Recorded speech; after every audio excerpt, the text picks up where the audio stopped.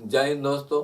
पिछले वीडियो में आपको हम बताएं लोकसभा और राज्यसभा की चर्चा किए थे कि लोकसभा की क्या शक्तियां हैं और राज्यसभा की क्या शक्तियां हैं और क्या इनमें कमी है, उसके बारे में भी आपको बताए थे। 80 में आपको बताए थे राज्यसभा और 81 में बताए थे लोकसभा। अब इसके बाद आता है अनुच्छेद 82। अनुच्छेद 82 में कहा गया है कि प्रत्येक जनगणना के बाद 10 लाख जनसंख्या पर एक संसद को खड़ा किया जाएगा कि 10 लाख जनसंख्या पर एक संसद को खड़ा करने के रिवाज किया गया था हमारे संविधान में कि सारा समस्या जो 10 लाख की जनता है वह सबको बांट दिया गया था कि 10 लाख पर एक संसद, वह ग्रामीण जनता या कोई भी आम पब्लिक की बात सुने और वह लाके पार्लियामेंट में बताएं। लेकिन यह प्रक्रिया इतना ज्यादा हो गया, जनसंख्या इतना भारत में तेजी हुआ कि कुलदीप सिंह के निर्णय पर लिया गया, कुलदीप सिंह समिति के निर्णय पर लिया गया कि सन 1971 पर यह कहा गया कि यह 10 लाख की जनसंख्या पर पार्लियामेंट जो संसद की संख्या जो बढ़ाते थे उसे रोक दिया जाए। इसके लिए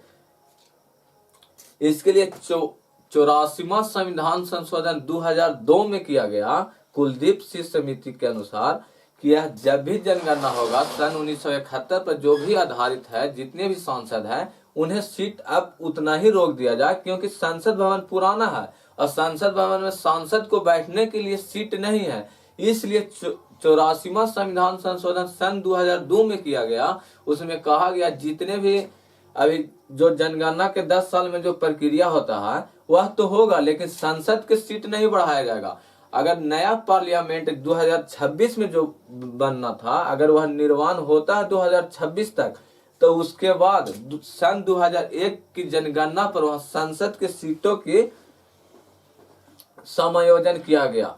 जब वह नया संसद भवन का निर्माण हो जाएगा तो वह 2001 की जनगणना पर संसद की वृद्धि किया जाएगा, क्योंकि यह 2002 में तय कर दिया गया था कि हमारे पास पुराना पार्लियामेंट है, इसमें सांसद लोग के बैठने की जगह नहीं है। इसलिए यह जनसंख्या जो 10 लाख पर बढ़ने पर एक संसद को बढ़ाने का जो था उसे रोक दिया गया था।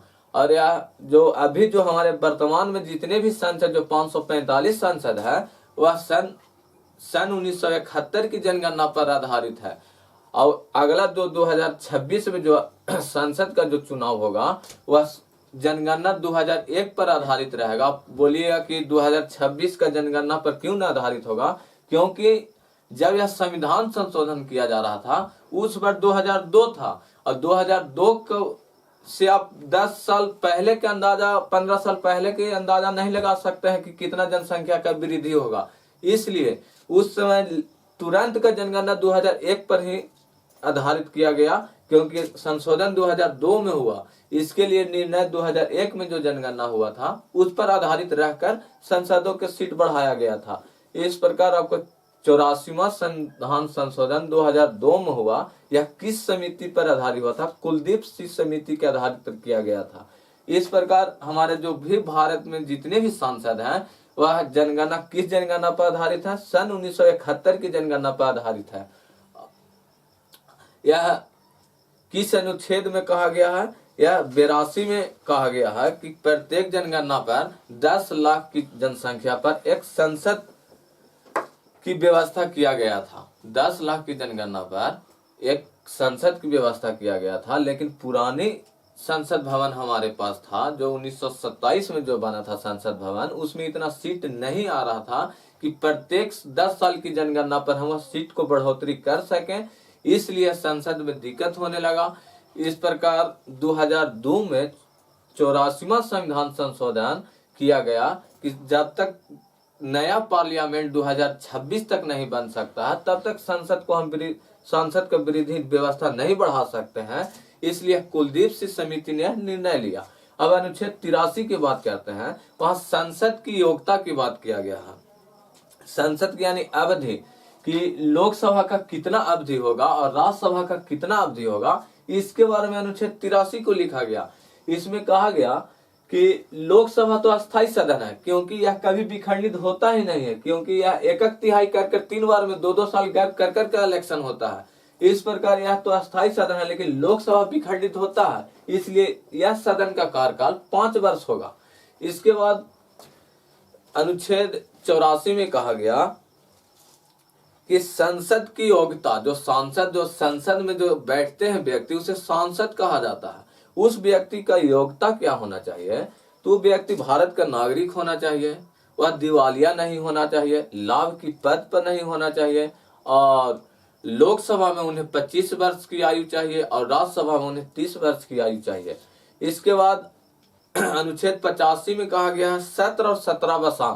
सत्र और 17वां, इसका मतलब क्या है कि जब भी राष्ट्रपति कोई भी विधेयक बनाने के लिए जब संसद भवन में सारे सांसद को बुलाते हैं, उसे आहूत कहा जाता है, और जो सत्र चलता है उसे उस सत्र का नाम लिखा जाता है कि यह कौन सा सत्र चल रहा है।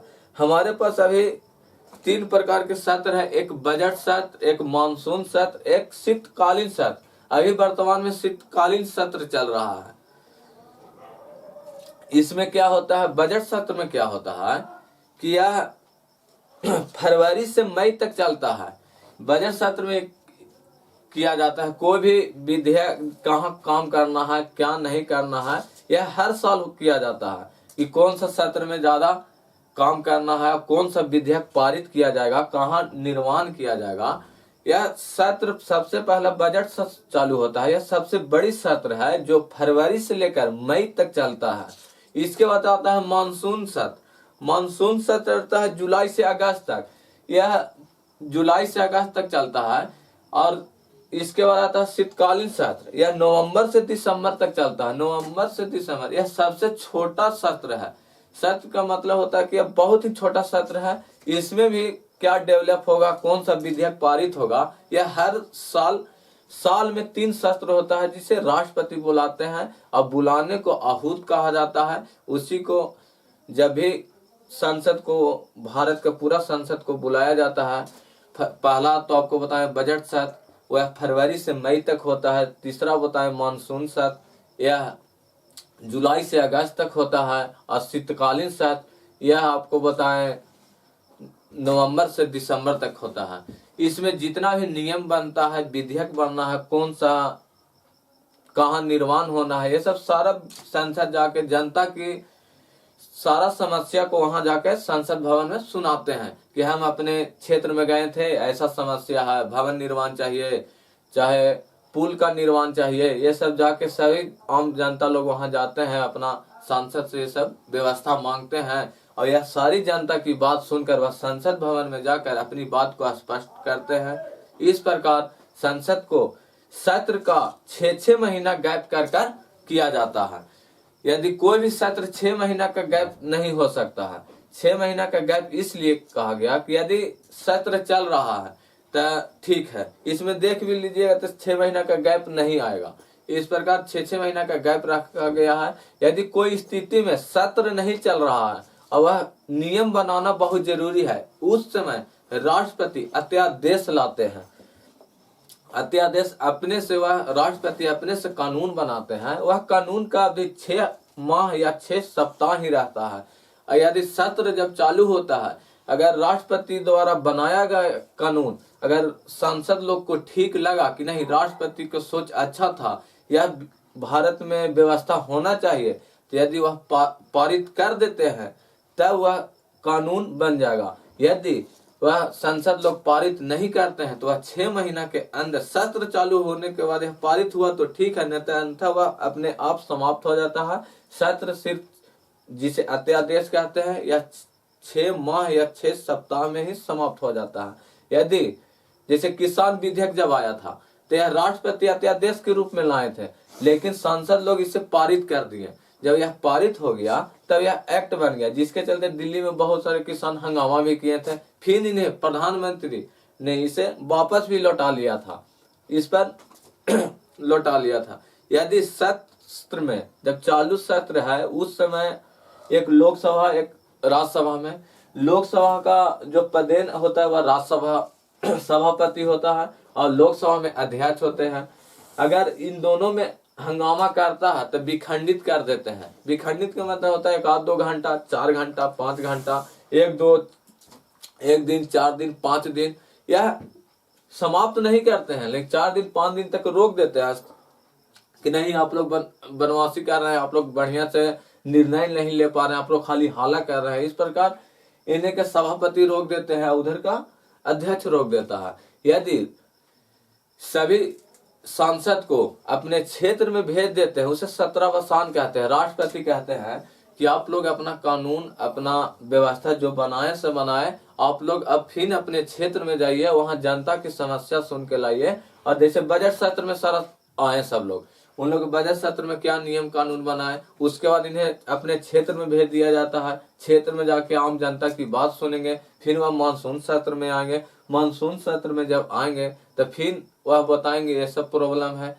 फिर वह भेजेंगे अपने क्षेत्र में जाएं, फिर शीतकालीन में आएंगे, शीतकालीन सत्र में फिर वह समस्या बताएंगे। जब वह राष्ट्रपति कहते हैं अपने क्षेत्र में जाइए तो उसी को सत्रावसान कहा जाता है।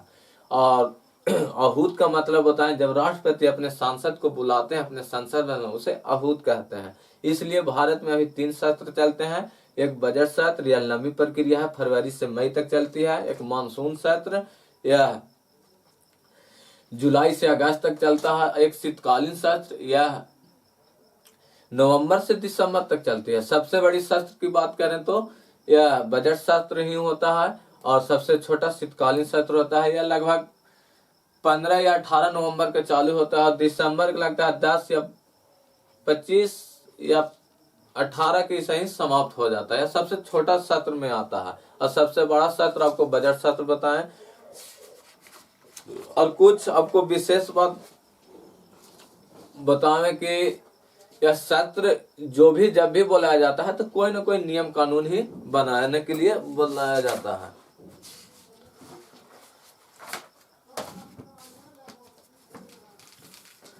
उसके बाद अनुच्छेद 85 बता दिए। इसके बाद 86, अनुच्छेद 86 में है राष्ट्रपति का अभिभाषण। अभिभाषण के मतलब ये होता है कि हर साल राष्ट्रपति जब भी सत्र बुलाते हैं, बजट सत्र, सबसे पहला तो सत्र बजट सत्र हुआ, इसमें जब भी राष्ट्रपति बताए तो अपना भाषण देते हैं, उसी को अभिभाषण कहा जाता है।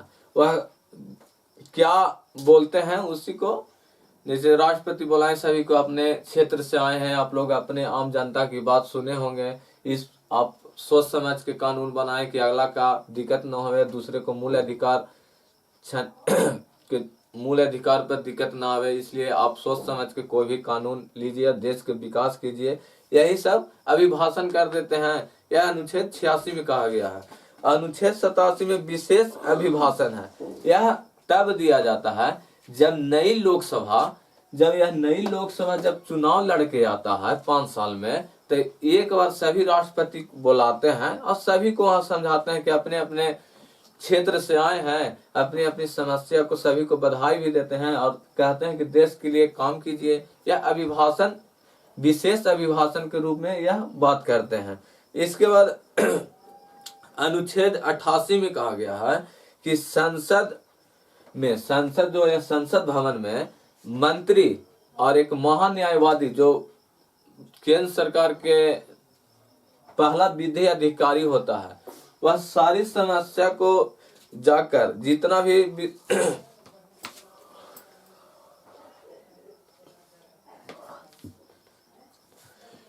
यह जो मंत्री, और जैसे मंत्री लोकसभा का है सदस्य कोई, यह राज्यसभा में भी जाके बोल सकता है। यदि राज्यसभा का कोई मंत्री लोकसभा में है तो यह लोकसभा में बोल सकता है। लेकिन एक आता है महान्यायवादी जो जिसका अनुच्छेद 76 में आपको बताया, यह भारत का प्रथम विधि अधिकारी होता है, जिसको अटॉर्नी जनरल कहा जाता है। यह भारत सरकार पर कोई भी व्यक्ति केस करेगा तो उसको तरफ से अटॉर्नी जनरल नहीं लड़ेगा। यह प्रसाद पर्यंत होता है, जैसे राष्ट्रपति के ऊपर होता है।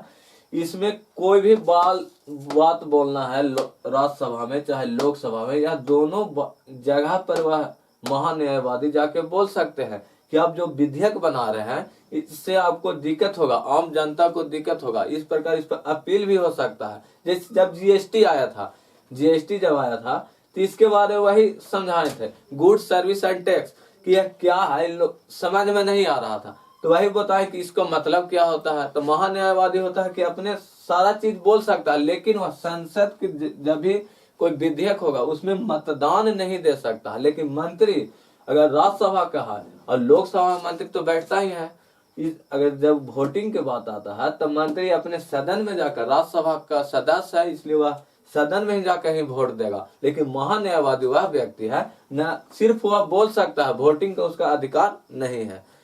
इसके बाद आपको अनुच्छेद 89 में बताते हैं। 89 में है राज्यसभा का सभापति और उपसभापति की चर्चा है। आपको बता दें कि राज्यसभा का जो सभापति होता है वह भारत का उपराष्ट्रपति भी होता है। लेकिन जब भारत का राष्ट्रपति कहीं दूसरे जगह पर कहीं विदेश चल जाए या तबीयत खराब होता है, उसका कार्य जो भी करेगा वह सभापति जो होता है वही उपराष्ट्रपति के पद पर चल जाता है। वह वेतन भी लेता है सभापति के ही अथी पर, पद पर। लेकिन जो उप सभापति होता है वह राज्यसभा का ही सदस्य होता है, राज्यसभा का ही सदस्य होता है। इन्हीं लोग सब चुनते हैं कि हमारा उप सभापति कौन होना चाहिए। यदि उप सभापति और सभापति दोनों ही संसद में नहीं है तो इसमें राष्ट्रपति के पास 5 विशिष्ट नेता, जिसे अच्छा जानकार हो, वह राष्ट्रपति 5 व्यक्ति को चुनते हैं, वह अस्थायी रूप से सभापति का कार्य करते हैं। इसके बाद जब भी सभापति के मतदान की बात होगा तो जब दोनों में वोटिंग बराबर होता है तो वह सभापति वोटिंग नहीं देता है, यह सर्वोसर्वा होता है। सभापति राज्यसभा का जो होता है वह सर्वोसर्वा, सर्वोसर्वा का मतलब है कि जो राष्ट्र सभापति कह दिया वह आपको मानना अनिवार्य है, नहीं तो आपको संसद से बाहर भी कर दिया जाएगा, जिसे सर्वोसर्वा कहा जाता है। यह अपना निर्णायक मत देते हैं। यदि कोई चीज पर बहसाबहसी हुआ कि यह विधेयक में हम ऐसे नहीं करेंगे, हम ऐसे करेंगे, तो इसमें सभापति कहेंगे ठीक है आप वोटिंग कीजिए। अगर वोटिंग दोनों में इक्वल या बराबर, इक्वल हो गया यानी बराबर, तो उस पर क्या होता है, उस पर फिर निर्णायक मत वह देते हैं, वह वोट नहीं देते हैं। निर्णायक मत चाहे इधर दें चाहे उधर दें, लेकिन वह निर्णायक मत ही देते हैं, वह मतदान नहीं करते हैं। इसी प्रकार अनुच्छेद 93 में लोकसभा का अध्यक्ष की बात कहा गया है। अनुच्छेद 93 में लोकसभा का अध्यक्ष और उपाध्यक्ष, अध्यक्ष और उपाध्यक्ष दोनों ही लोकसभा का ही सदस्य होता है। अभी लोकसभा का अध्यक्ष कौन है? ओम बिरला। ओम बिरला अभी लोकसभा का अध्यक्ष है।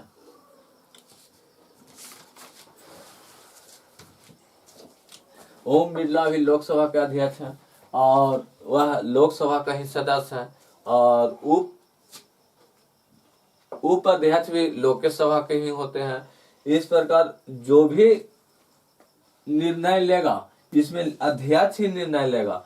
और जितने भी लोकसभा का जो सदस्य को और राज्यसभा का जो सदस्य है उन लोग को शपथ दिलाने के लिए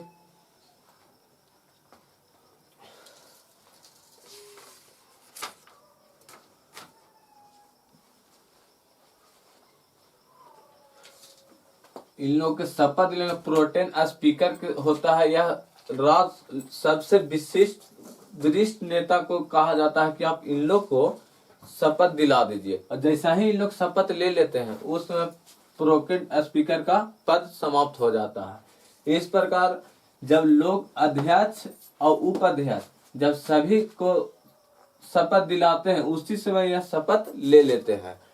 और लोकसभा की कई शक्तियां भी हैं। इसमें लोकसभा धन विधेयक है कि नहीं यह अध्यक्ष निर्णय कहेगा। यदि कोई सदस्य लोकसभा में 60 दिन बिना कहे अनुपस्थित हो जाता है उस पर यह उसे हटा भी दे सकते हैं, नहीं तो अब इसका कारण बताइए क्यों नहीं आए। और